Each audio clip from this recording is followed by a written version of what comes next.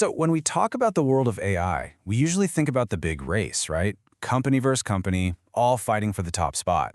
But what if the real fight, the one that's truly shaking things up, isn't external at all? What if it's an internal conflict, a kind of AI's civil war? That's exactly what we're diving into. Meet Dario Amodei. He's the CEO of Anthropic, the minds behind the AI model Claude. In that one sentence he said, well, it wasn't just a statement, it was a full-on declaration, a line in the sand that sent shockwaves through the entire tech industry. And what happened next was a total firestorm. A high-stakes showdown that dragged in the Pentagon, all the biggest names in AI, and yeah, millions of us who use this stuff every day. We're going to unpack how this one single decision kicked off a revolution. And trust me, it's a story you're going to want to hear. Okay, so this is where it all kicks off. We're talking about a fundamental disagreement between one of the most advanced AI labs on the entire planet and one of the world's most powerful military forces. And this, right here, is the heart of the problem. On one side, you've got Anthropic drawing these really clear ethical lines. No mass surveillance, no fully autonomous weapons. Simple as that. But on the other side, you have the Pentagon saying, hey, we need flexibility, and any lawful use should be good enough. It's this classic clash of ideals versus reality, and, well, neither side was about to back down. And just look at how fast things went south. It all started out so promising in late 2024 with a partnership. But then came that any lawful use memo in January 2026, and that was it. By February, the deal was totally dead, and the Pentagon's reaction was intense. Designating an American tech company a supply chain risk? I mean, that is a huge deal. That's a move you usually reserve for your enemies, not your allies. It was sending a very, very clear message. So, while all this is happening, while Anthropic is dealing with the fallout, their biggest rival, OpenAI, saw what looked like a golden opportunity. But the move they made? It triggered a public backlash that I don't think anyone saw coming.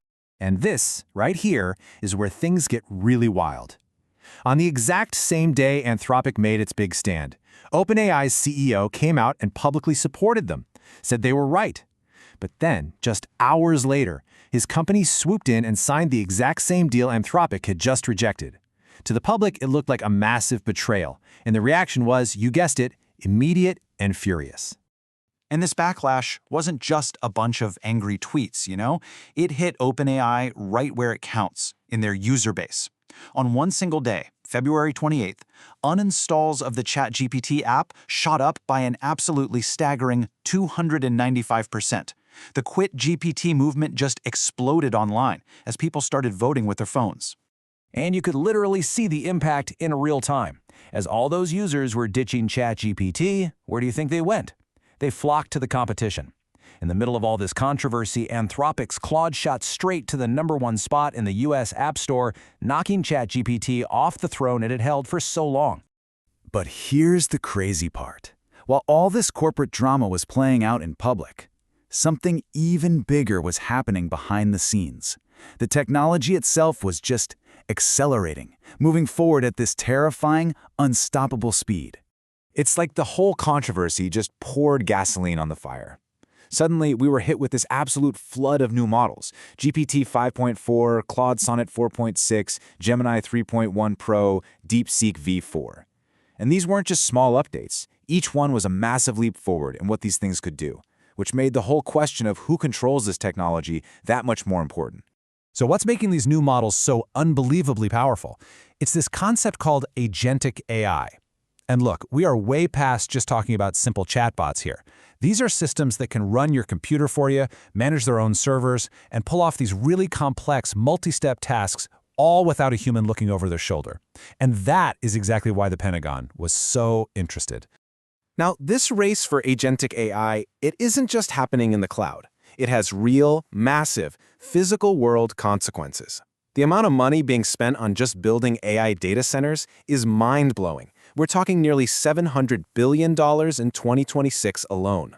This is kicking off a global construction frenzy and creating a demand for energy so huge that it's forcing us to rethink our entire power grid.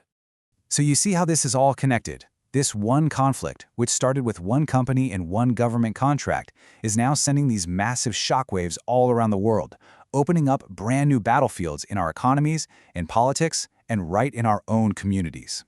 And these ripples? Man, they're everywhere. Geopolitically, you've got the US trying to lock down computer chip exports, while other countries are reportedly targeting data centers. In the economy, companies like Nvidia are worth trillions, creating a whole new class of billionaires. It's even changing our energy policy and our labor laws. Literally no part of our society is being left untouched. Okay, so after all that chaos and change, the big question, the one that really matters, is what does any of this mean for you? How do you make sure you're essential when the whole idea of work is being flipped upside down? Here's the thing you really need to get your head around. AI isn't going to just wipe out your job in one go. That's not how it works. Instead, it dissolves the tasks that make up your job, one by one. So the real question isn't, will a robot replace me? It's, how do I adapt as the things I do all day get automated? The answer, the way you stay ahead, is to completely shift how you think about your own value. You have to go from being a task performer to a workflow architect. It's the difference between saying, yeah, I produce the weekly reports, and saying, I design and manage the automated system that produces those reports. You're positioning yourself above the automation, not getting trapped inside it. So what does that actually look like? What does a workflow architect do all day?